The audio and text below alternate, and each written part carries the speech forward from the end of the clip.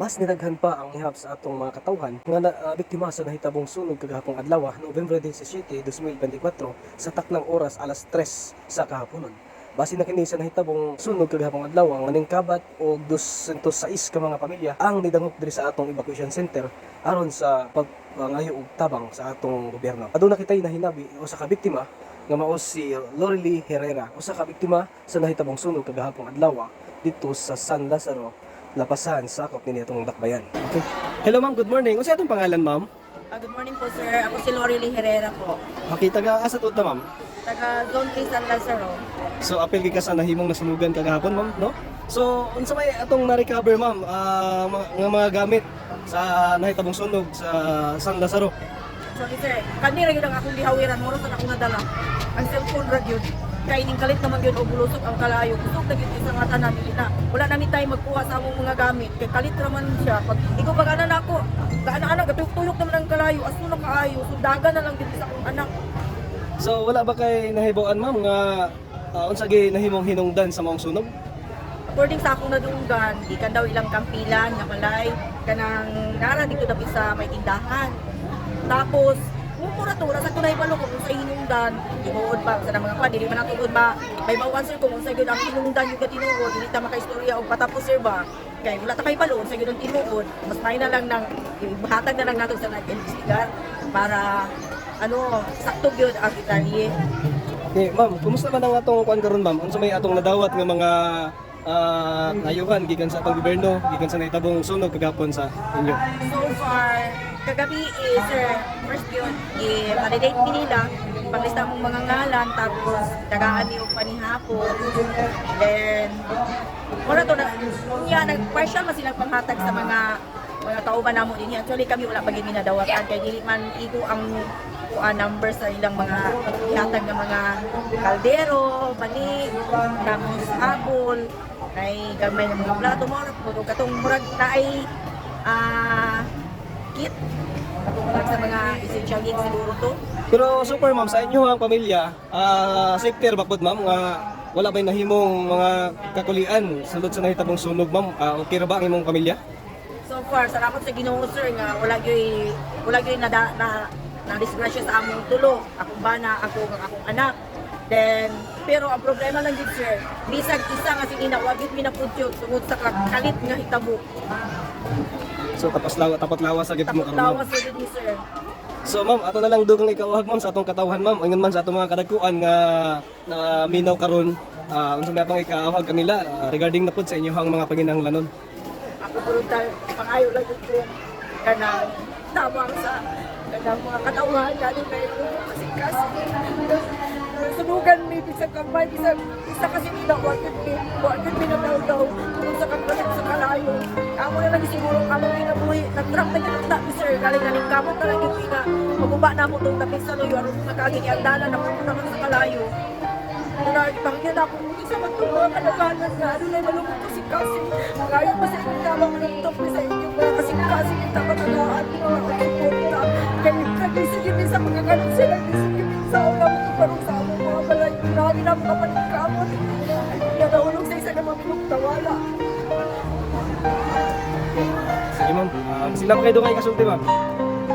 Kaya salamat po sa among barangay kapitan nga sa pakita mo si Kapitan Super na isang sa mga pakita mo i-action dahil siya o ito mga sa mga health workers o sa atong mayor kasi Honorable Fernando Clarix Toy o ito mga sa among mga sa mga kadagpuan po na nihatag og suporta ka namo. Daghan kayong salamat. Hinaunta ka.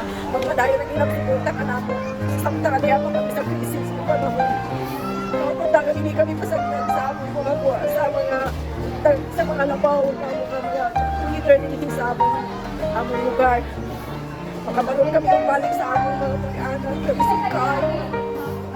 Kasi karon ko kainis. Murag ginigit ko hindi ko kadawat, marami nga panagkamot tamo sa among pagmalay.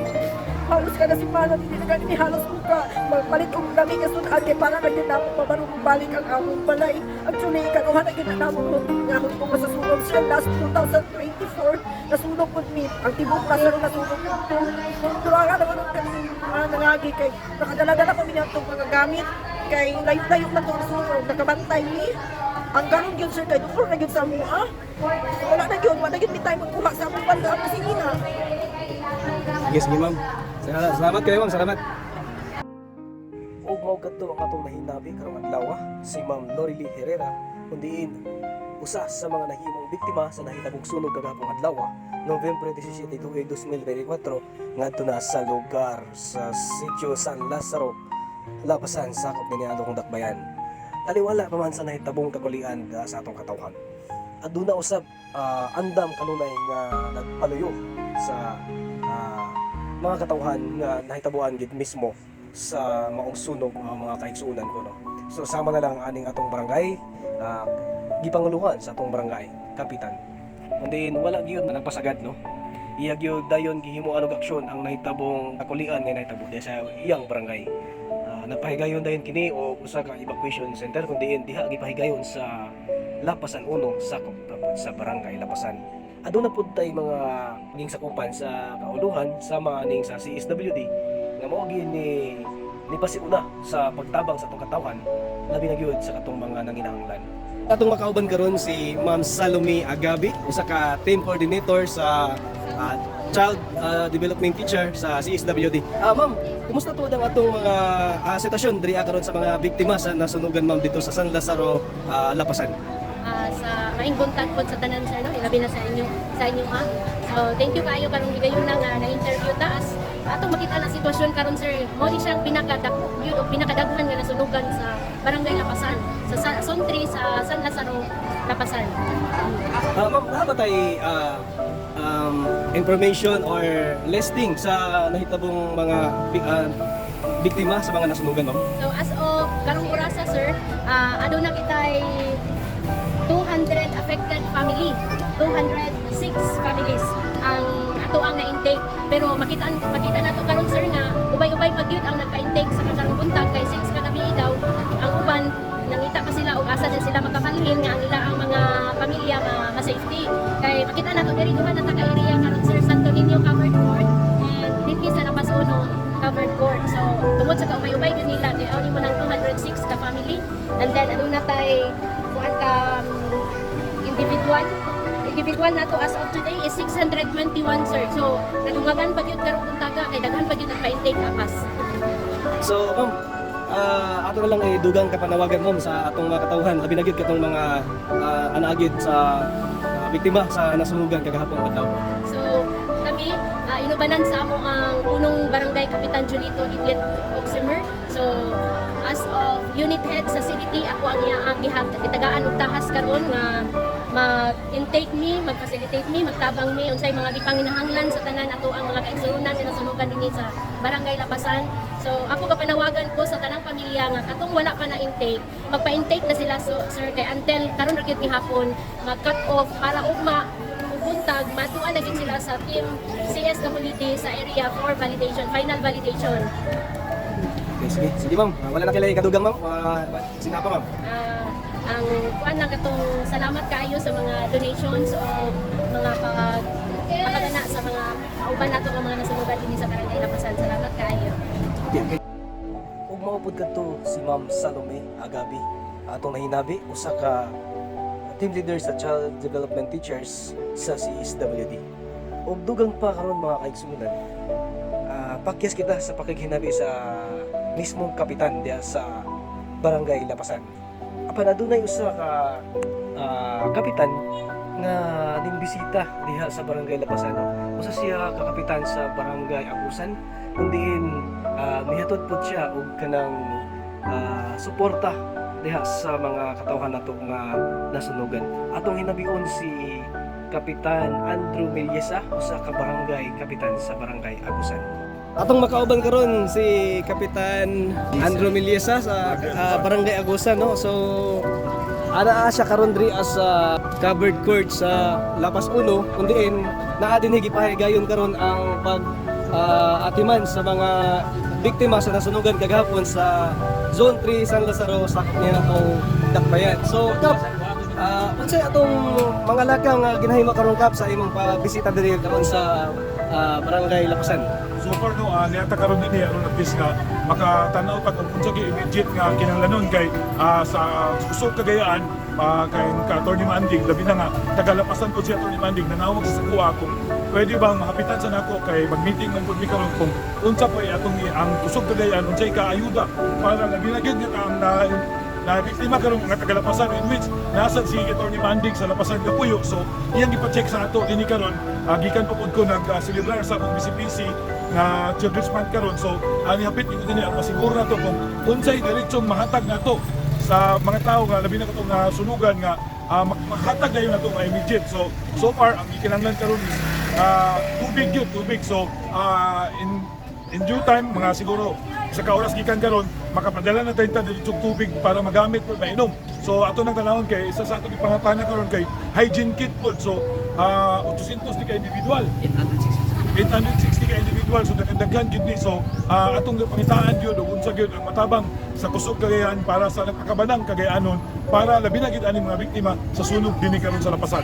Okay. Kap, unsa pa'y nakapatukmod sa imong hunahuna kap nga ana ang imong pagsuporta karon diri sa Barangay Lapasan? Well, dili na ni siya maunang hitabo nga nagtabang tanon na regardless kung asa nga barangay basta nay kalamidad nga nangani nga kinahanglanon ang tabang. So mula gina gapakabana man kita. So dili na ni karon lang ni nahitabo siguro sa Tagalapasan nga nagatod ko during sa nay nasunog pila naman ka na hitabo nga nay kalamidad nga nadini nakatabang pud gyapon ta kay galantaw pud ta kay importante ang pagtinabang nga kay dako kayo nagkahatabang kay puno lang ako isip kapitan nakita ko na nga problema. So dako kayo ang tabang nga nay maubot nga lain nga mga tabang nga ma-address nato ang mga pinanglanon labi na gyud sa karon nga nanginahanglan gini sila tabang. Okay kap, dugang panawagan lang nimo kap sa atong katawan no, labi na gid sa nahimong biktima karon sa sunog. Unsa may atong ikapanawagan sa ilaha? Let's be strong, wala na tayo mahimo na ang ato na lang karon nga ma-survive nato ning atong nalabyan nga problema. Aninaot ko nga masurpass pagyapon ni sa Lapasan o ginaot sa pagtinabangay sa tanan. Dili lang nga tungod kay wala labi na sad sa uban mga silingang barangay nga matabangan nato pod ang kinahanglan kay gapasko na ra mapod. Okay kap, wala na kailangan kadugang kap. So far magbantay kita sa mga kanang kalayo, electric faulting. Kanang paglakaw nato sa itong mga tagsa-tagsa ng panimalay. Kinahanglan nga mawala, masiguro nga walay gadget nga naka-plug. I-unplug yun na kay dili na to. Labi na karon nga kuyanap kayo, gapasko na. Dagan na kayo ang mga substandard yun nga mga gipamaligya karon. So kinahanglan palitag sakto bala mahal. Basta sigurado nga dili pud masunog o makinaunsa, di kita mabutang sa alanganin. Okay kap, daghang salamat kap. Okay mga katos, si Mr. Andrew Meliesa, usa ka barangay kapitan sa Barangay Agusan, sakop din atong Dakbayan. Nahuman ang atong pakikinabi sa atong katawhan, ingon man sa atong mga isa sa mga kauluhan nga mao'y nanguna gid sa pagtabang sa mga katawhan pod natong mga anaa sa kakulian karong mga panahona. Labi na gyud katong mga pamilya nga nasunugan kagahapong adlaw. Nautuntak nga sa pagkakarong mga orasa anaalang sila gihapon sa kapiskay sa ilang panlawas. Nautunta nga aduna pay mga maayong tabang nga maabot para kanila. Namduman lang gid nato kanunay nga sa matag adlaw nga atong ginabuhat kinahanglan mohimo lang kita sa maayo aron sa ingon nga kita pagahimutan ug pagatagan og dugang pangrasya sa atong kahitasan. Daghang salamat.